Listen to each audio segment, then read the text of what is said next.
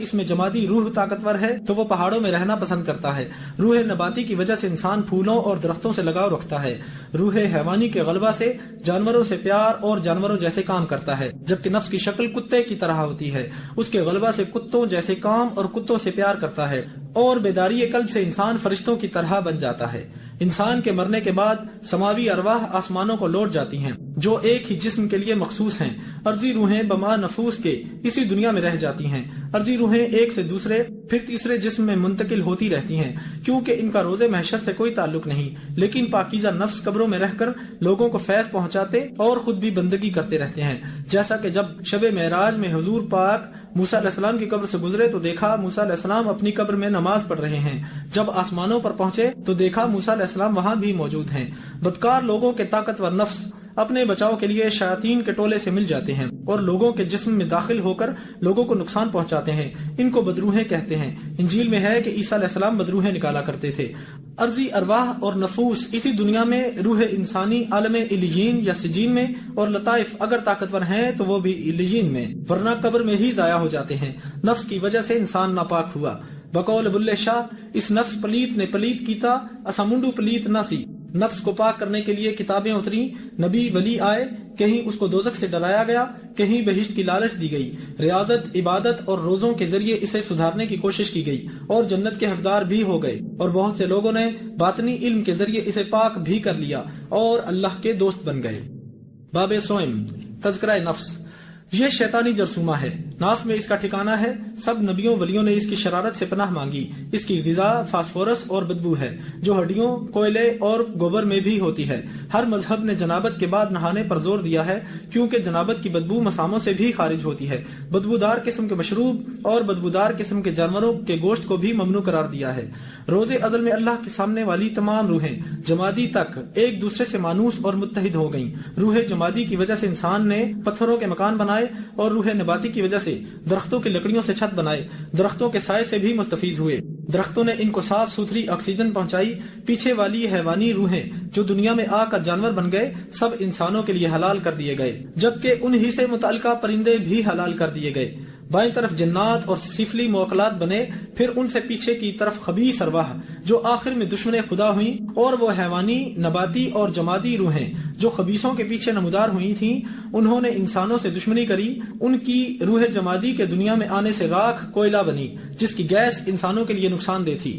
ان کی روح نباتی سے خطرناک اور کانٹے دار قسم کے اور آدم خور قسم کے درخت وجود میں آئے، اور ان کی روح حیوانی سے آدم خور اور درندہ قسم کے جانور پیدا ہوئے، اور ان سے متعلقہ پرندے بھی انہی کی انسان دشمنی کی خصلت کی وجہ سے حرام قرار دیے گئے، جن کی پہچان یہ ہے کہ وہ پنجے سے پکڑ کر غذا کھاتے ہیں۔ دائیں جانب والی ارواح کو انسان کا خادم، پیغام رساں اور مددگار بنا دیا، اور انسان کو سب سے زیادہ فضیلت عطا کر کے اپنا خلیفہ مقرر کر دیا۔ اب انسان کی مرضی، محنت اور قسمت ہے کہ خلافت منظور کرے یا ٹھکرا دے۔ نفس خواب میں جسم سے باہر نکل جاتا ہے اور اس بندے کی شکل میں جنات کی شیطانی محفلوں میں گھومتا ہے۔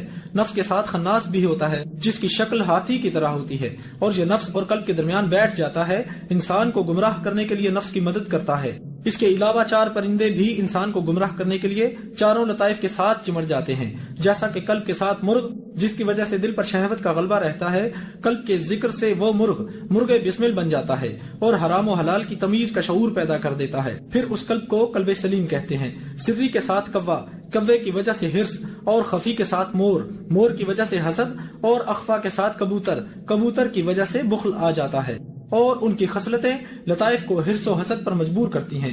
جب تک لطائف منور نہ ہو جائیں، ابراہیم علیہ السلام کے جسم سے انہی 4 پرندوں کو نکال کر پاکیزہ کر کے دوبارہ جسم میں ڈالا گیا تھا۔ مرنے کے بعد پاکیزہ لوگوں کے یہ پرندے درختوں پر بسیرا بنا لیتے ہیں۔ بہت سے لوگ جنگلوں میں کچھ دن رہ کر پرندوں جیسی آوازیں نکالتے ہیں، اور یہ پرندے ان سے مانوس ہو جاتے ہیں اور ان کے چھوٹے موٹے علاجوں میں معاون بن جاتے ہیں۔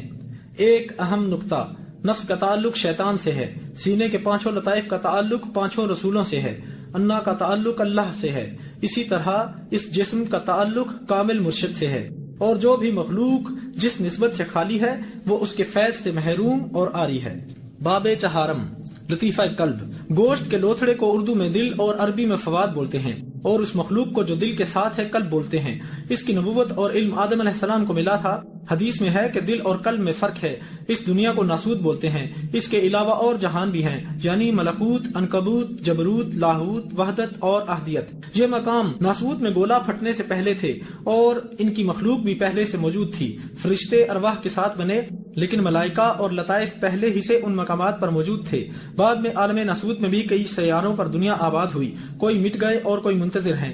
یہ مخلوق یعنی لطائف اور ملائکہ روحوں کے امر کن سے 70,000 سال پہلے بنائے گئے تھے، اور ان میں سے قلب کو مقام محبت میں رکھا گیا اور اسی کے ذریعے انسان کا رابطہ اللہ سے جڑ جاتا ہے۔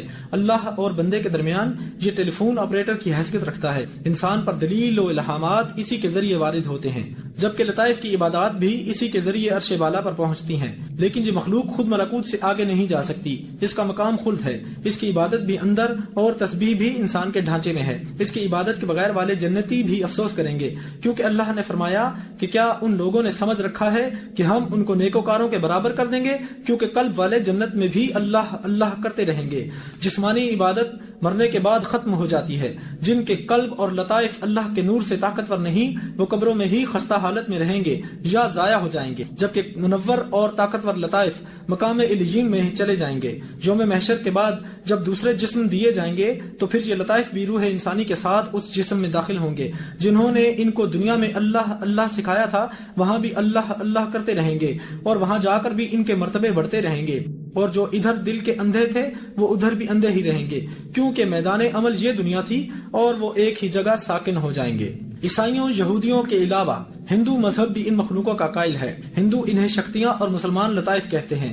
قلب دل کے بائیں طرف 2 انچ کے فاصلے پر ہوتا ہے۔ اس مخلوق کا رنگ زرد ہے، اس کی بیداری سے انسان زرد روشنی اپنی آنکھوں میں محسوس کرتا ہے، بلکہ کئی عامل حضرات ان لطائف کے رنگوں سے لوگوں کا علاج بھی کرتے ہیں۔ اکثر لوگ اپنے دل کی بات برحق مانتے ہیں، اگر واقعی دل سچے ہیں تو سب دل والے ایک کیوں نہیں؟ عام آدمی کا قلب سنوبری ہوتا ہے جس میں کوئی سد بدھ نہیں ہوتی، نفس اور خناس کے غلبے یا اپنے سیدھے پن کی وجہ سے غلط فیصلہ بھی دے سکتا ہے۔ قلب سنوبری پر اعتماد نادانی ہے۔ جب اس دل میں اللہ کا ذکر شروع ہو جاتا ہے پھر اس میں نیکی بدی کی تمیز اور سمجھ آ جاتی ہے، اسے قلب سلیم کہتے ہیں۔ پھر ذکر کی کثرت سے اس کا رخ رب کی طرف مڑ جاتا ہے، اسے قلب منیب کہتے ہیں۔ یہ دل برائی سے روک سکتا ہے مگر یہ صحیح فیصلہ نہیں کر سکتا۔ پھر جب اللہ تعالیٰ کی تجلیات اس دل پر گرنا شروع ہو جاتی ہیں تو اسے قلب شہید کہتے ہیں۔ حدیث: شکستہ دل اور شکستہ قبر پر اللہ کی رحمت پڑتی ہے۔ اس وقت جو دل کہے چپ کر کے مان لے، کیونکہ تجلی سے نفس بھی مطمئنہ ہو جاتا ہے اور اللہ حبل الورید ہو جاتا ہے۔ پھر اللہ کہتا ہے کہ میں اس کی زبان بن جاتا ہوں جس سے وہ بولتا ہے، اس کے ہاتھ بن جاتا ہوں جس سے وہ پکڑتا ہے۔ باب پنجم: روح انسانی۔ اس کی نبوت اور علم ابراہیم علیہ السلام کو ملا تھا۔ یہ دائیں پستان کے قریب ہوتی ہے، ذکر کی ضربوں اور تصور سے اس کو بھی جگایا جاتا ہے۔ پھر ادھر بھی ایک دھڑکن نمایاں ہو جاتی ہے، اس کے ساتھ ذکر یا اللہ ملایا جاتا ہے۔ پھر انسان کے اندر 2 بندے ذکر کرنا شروع کر دیتے ہیں اور اس کا مرتبہ قلب والے سے بڑھ جاتا ہے۔ روح کا رنگ سرخی مائل ہوتا ہے اور اس کی بیداری سے جبروت تک جو مقام جبرائیل ہے رسائی ہو جاتی ہے۔ غضب و غصہ اس کے ہمسایہ ہوتے ہیں جو جل کر جلال بن جاتے ہیں۔ لطیفہ سری: اس کی نبوت اور علم موسیٰ علیہ السلام کو ملا تھا۔ یہ مخلوق سینے کے درمیان سے بائیں پستان کے درمیان ہوتی ہے۔ اس کو بھی یا حیو یا قیوم کی ضربوں اور تصور سے بیدار کیا جاتا ہے۔ اس کا رنگ سفید ہے، خواب یا مراقبے میں لاہوت تک پہنچ رکھتی ہے۔ اب 3 مخلوقیں ذکر کر رہی ہیں اور اس کا درجہ ان 2 سے بڑھ گیا۔ لطیفہ خفی: اس کی نبوت اور علم عیسیٰ علیہ السلام کو ملا تھا۔ یہ سینے کے درمیان سے دائیں پستان کے درمیان ہوتی ہے۔ اسے بھی ضربوں کے ذریعے یا واحد سکھایا جاتا ہے۔ اس کا رنگ سبز ہے اور اس کی رسائی مقام وحدت سے ہے، اور اب 4 بندوں کی عبادت سے درجہ اور بھی بڑھ گیا۔ لطیفہ اخفا: اس کی نبوت اور علم حضور پاک صلی اللہ علیہ وآلہ وسلم کو ملا تھا۔ یہ مخلوق